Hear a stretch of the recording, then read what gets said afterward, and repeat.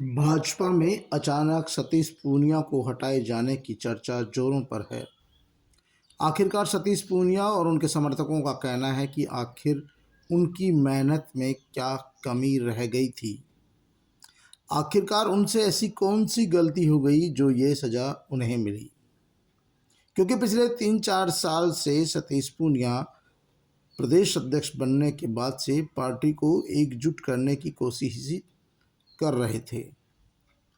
प्रदेश भर में उन्होंने जिस रफ्तार से संगठन का विस्तार किया, संगठन को गति दी और ठंडे पड़े कार्यकर्ताओं में जोश का संचार किया, उससे पूनिया और उनके समर्थक समझ बैठे थे कि आने वाला विधानसभा चुनाव पूनिया के नेतृत्व में ही लड़ा जाएगा। लेकिन पूनिया की यह सबसे बड़ी भूल थी। वे प्रदेश अध्यक्ष के चलते अपने आप को मुख्यमंत्री का स्वाभाविक उम्मीदवार भी मान बैठे और उन्होंने इसी अति महत्वाकांक्षा के चलते अपने ही साथी विधायकों, सांसदों और भाजपा के बड़े नेताओं से दुश्मनी मोल ले ली। सार्वजनिक तौर पर मंचों पर देखा गया कि वे अपने आप को मुख्यमंत्री पद का स्वाभाविक उम्मीदवार मानते थे और इसी तरह से उनका आचरण भी हो गया।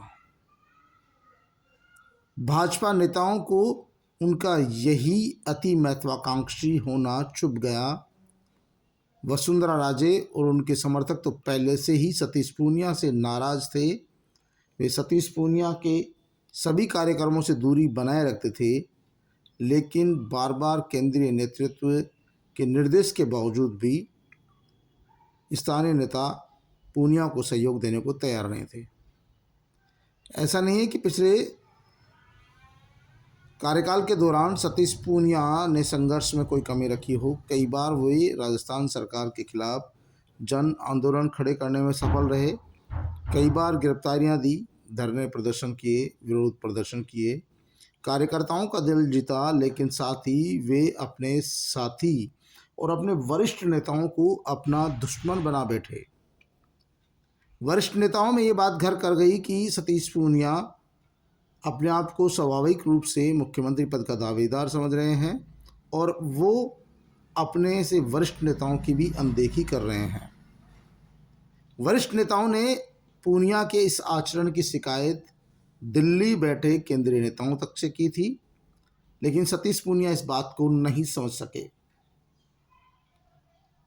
हालांकि जिस कठिन समय में सतीश पूनिया ने भाजपा को खड़ा करने की कोशिश की, भाजपा को खड़ा किया, वो भी कम नहीं है। वसुंधरा राजे और उनके गुट के विरोध के बावजूद उन्होंने पार्टी को खड़ा किया और पूरे प्रदेश में एक पैरेलल संगठन मजबूती के साथ तैयार किया। उन्हें भरोसा था कि वे ही प्रदेश अध्यक्ष बने रहेंगे और चुनाव भी उनके नेतृत्व में होंगे। जिस रफ्तार के साथ वो दौड़ रहे थे, अचानक उनकी रफ्तार पर ब्रेक लग गया और केंद्रीय नेतृत्व ने चित्तौड़गढ़ के सांसद, पूर्व भाजपा के प्रदेशाध्यक्ष सीपी जोशी को भाजपा की बागडोर सौंप दी। जैसे ही यह खबर सतीश पूनिया और उनके समर्थकों को लगा तो उनके पैरों की जमीन खिसक गई। हालांकि सतीश पूनिया का कहना है कि यह स्वाभाविक परिवर्तन है। भारतीय जनता पार्टी में कब कौन अध्यक्ष बन जाए, कब कौन मुख्यमंत्री बन जाए, इस बात की जानकारी सिर्फ अमित शाह और पीएम मोदी को होती है या फिर राष्ट्रीय अध्यक्ष को होती है। उनका कार्यकाल पूरा हो चुका था, ऐसे में नया अध्यक्ष बना जाना कोई अचरज की बात नहीं है। ये तो एक बयान हो गया, लेकिन असल में सतीश पूनिया को खुद को भी इस बात का अंदेशा नहीं था कि उनके साथ ऐसी चोट होगी। चोट भी ऐसी कि वह संभल नहीं पाए। न किसी को कह सकते हैं, न किसी से सुन सकते हैं, लेकिन उनका दर्द उनके समर्थक अच्छे से समझ सकते हैं कि आखिरकार उन्होंने पिछले कार्यकाल के दौरान किस तरह से संघर्ष किया और किस तरह से विरोध के बावजूद पार्टी को खड़ा किया। सतीश पूनिया के संघर्ष को देखते हुए उनके समर्थक भी ये मान बैठे थे कि अगला चुनाव सतीश पूनिया के नेतृत्व में ही लड़ा जाएगा और वे ही उनके नेता होंगे। दरअसल उन्होंने वसुंधरा राजे सहित कई नेताओं को किनारे करने की कोशिश की। वरिष्ठ नेताओं ने दिल्ली तक शिकायत की। उन्होंने डॉक्टर किरोड़ीलाल मीणा, वसुंधरा राजे, कालीचरण सराफ सहित कई नेता ऐसे हैं जिन्होंने सीधे तौर पर कह दिया कि वे सतीश पूनिया के नेतृत्व में काम नहीं करेंगे। सतीश पूनिया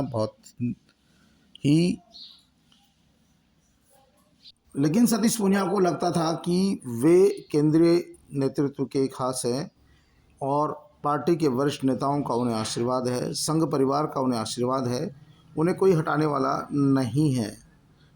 और सतीश पूनिया ने इसके लिए संघर्ष किया। आए दिन गिरफ्तारियां देना, धरने प्रदर्शन करना, पार्टी स्तर पे बड़े बड़े कार्यक्रमों का आयोजन करना, पूरे प्रदेश भर के दौरे करना। वे इन दिनों लगातार सभी जिलों में जा रहे थे, सभी तहसीलों में जा रहे थे और सरकार के खिलाफ जोरदार आंदोलन भी कर रहे थे।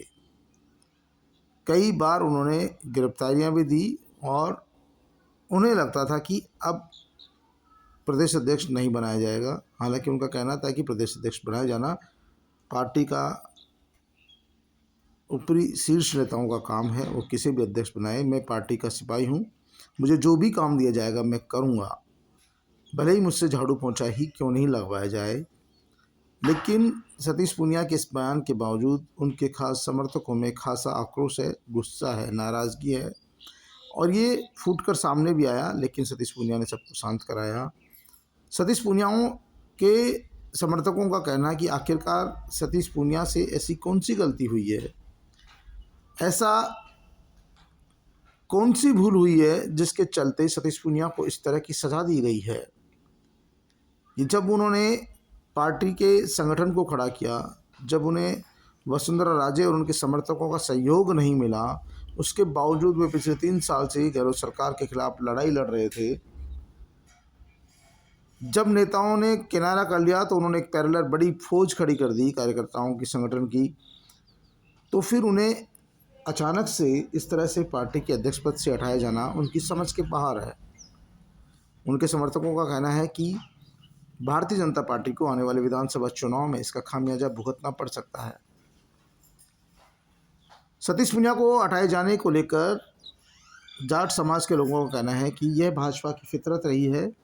भाजपा सामंतवादी सोच की पार्टी है और वो हमेशा ही किसान वर्ग के खिलाफ रही है। उन्होंने भी एक किसान के बेटे की हत्या करने का काम किया है। किसान नेता जो नेता बनने की दौड़ में था, उसे चुनाव से पहले ही हटा दिया। जाट समाज में और किसान वर्ग में खासा आक्रोश है और इसका खामियाजा पार्टी को भुगतना पड़ सकता है। राजस्थान में केंद्रीय मंत्री कैलाश चौधरी, सतीश पूनिया और सुमेधानंद सरस्वती भाजपा के जाट चेहरे हैं।